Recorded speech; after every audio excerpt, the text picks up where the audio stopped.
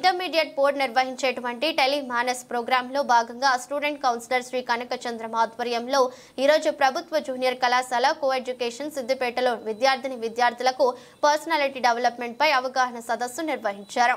అనంతరం కళాశాల ప్రిన్సిపల్ సత్యనారాయణ రెడ్డి అధ్యాపక మరియు అధ్యాపకేతర బృందం ఆధ్వర్యంలో మామిడాల శ్రీనివాస్ ని ఘనంగా సన్మానించారు.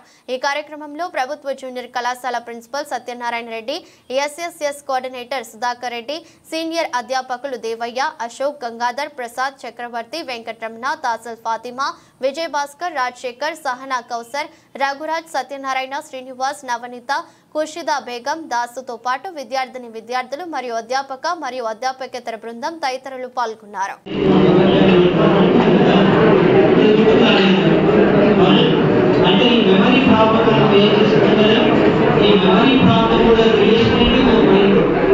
మన మైండ్లో మన మైండ్ ఏం చేస్తుంది, శరీరంలో అన్ని భాగాలను కనెక్ట్ చేస్తుంది. మన గుండెలు, మన కాలేయాన్ని, మన మెదడులు, మన చేతులు, కాళ్ళు, శరీరంలో ఉన్న అన్ని వైటల్ ఆర్గాన్స్ అన్నింటినీ కనెక్ట్ చేస్తుంది.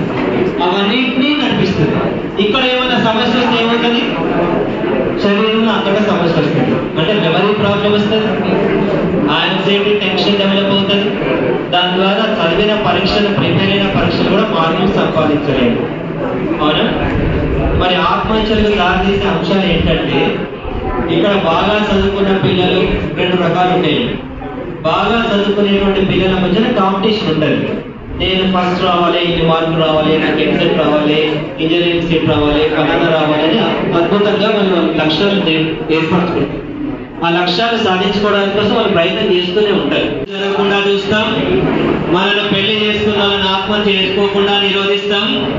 అలాగే మన వాడకంలో ఆత్మహత్య చేసుకునే అవకాశం ఉంటే వారిని గుర్తిస్తాం. అలాగే మన విలేజ్ లో ఎవడో ఆత్మహత్య చేసుకోకుండా మనం ప్రయత్నం చేస్తాం.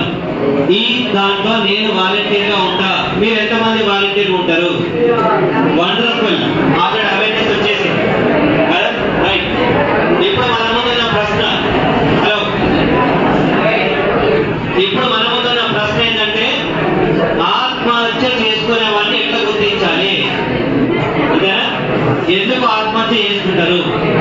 మనం భవిష్యత్తులో ఆత్మహత్య చేసుకోవద్దు అంటే ఏం చేయాలి కదా? ఇప్పుడు బాగానే ఉన్నారు, రేపు పెళ్ళి అవుతుంది, ఉద్యోగం రాదు, అప్పుడు ఏమవుతుంది? అదొకటే కనబడుతుంది ఆత్మహత్య.